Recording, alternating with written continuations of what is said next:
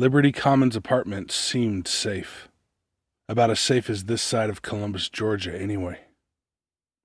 My wife Sophie and I moved here in February. 1 month later, and things were going well here in apartment 5. The rooms were spacious, the neighborhood nice for casual strolls. And while we had a pool, our 9-year-old son, Dean, was looking forward to taking over in the summer. There were no issues with the lights or water, and as long as the Wi-Fi was kicking, we weren't complaining. Not to mention the back window's view of the woods out back became like the nature observatory we never knew we needed. Some days it was deer, some days raccoons. Call it cheap, fun, family entertainment, and much more convenient than having to pay to go to the zoo. I never had time to explore the forest behind Liberty Commons. Then again, Sophie and I kept busy with the office jobs, the 9-to-5 HR grind. But lately, at night, I'd take a peek out that main window, look on at the wildlife and lurking green inferno. When Dean was at his grandparents', Sophie and I would open the windows to let the pot air out. And every night, I'd hear those same nocturnal cries. A soft call of the wild, a delicate voice befitting a child. Maybe it was birds or bats, or maybe Sophie and I were too high to be reliable. Now here we were on another chill Friday night, the warm weather offset by our ceiling fan. The two of us laid in bed, 90 Day Fiancé, our annual drunk watch.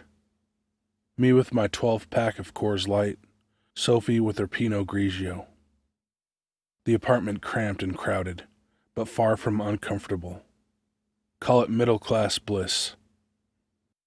Turning, I glanced over at Sophie's blonde hair, her smooth, pale skin. The beautiful woman I was proud to call my wife. "Did you want me to go check on him?" I asked. Sophie gave me a drunk smile. "You haven't done it yet, Robert?" Escaping before the berating, I crawled my chubby ass out of bed, flashed a smile at her. "I did earlier." Unamused, my drunk love waved me toward the door. "Go check on him now." Dressed in an undershirt and checkered boxers, I made the short trip. The booze not slowing me down, I entered Dean's room. Immediately, I was hit by his toy monsters, the Universal horror movie posters. What can I say? My son had cool taste, even if he was currently sick in bed with a ferocious flu. Dean leaned up, his skin a ghastly white, his scrawny frame shivering beneath the covers. Grinning, I sat right beside him. "Hey, you all right?" I ruffled my son's messy light hair. Dean coughed. Nothing scary or worthy of a deathbed. Yeah.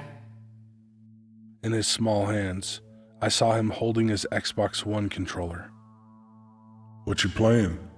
Fortnite?" Dean flashed a beaming smile. Uh-huh.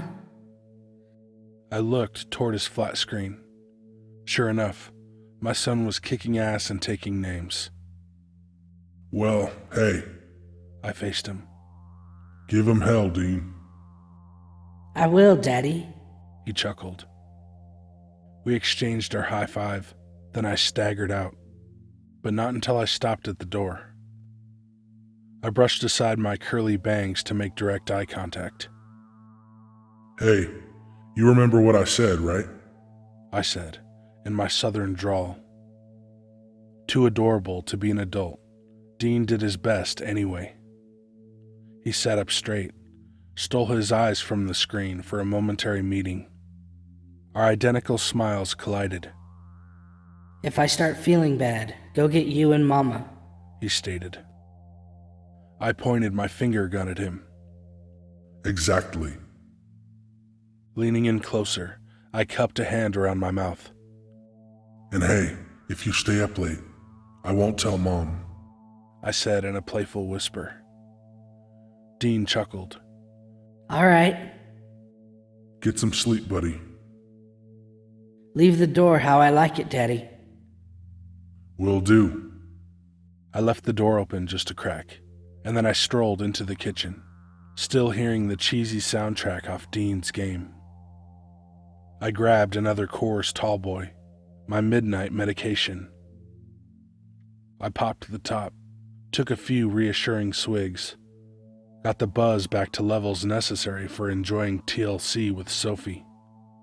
Then I heard a commotion, a loud thud, a flurry of footsteps, all coming from Dean's room. Still holding my Coors, I rushed inside my boy's room, but all I got was a sight no parent wanted to see. Scattered bedsheets, the video game still on, an open window, and worst of all, no child. Dean! I shouted. Even from here, I could hear Sophie yelling, could hear her stumbling out of bed in defensive mommy mode. Not that I could blame her.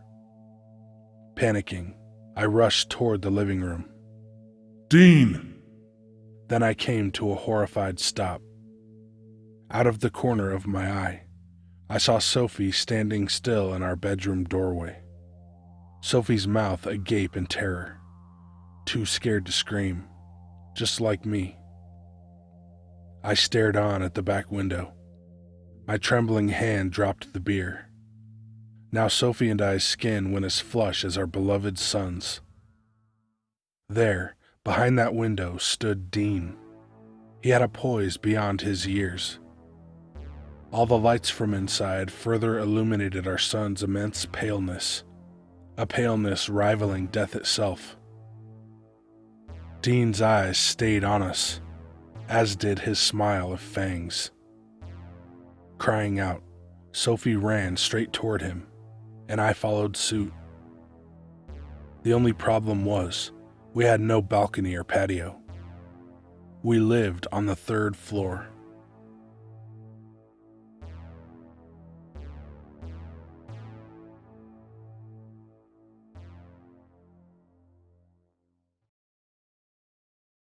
Hey guys and ladies, thanks for watching. Links to all my shit are down in the description. That was another one by my buddy Rhonnie14.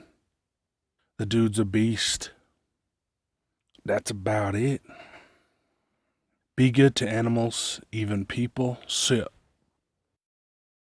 Ja, snämar, Bergsbus, Rish.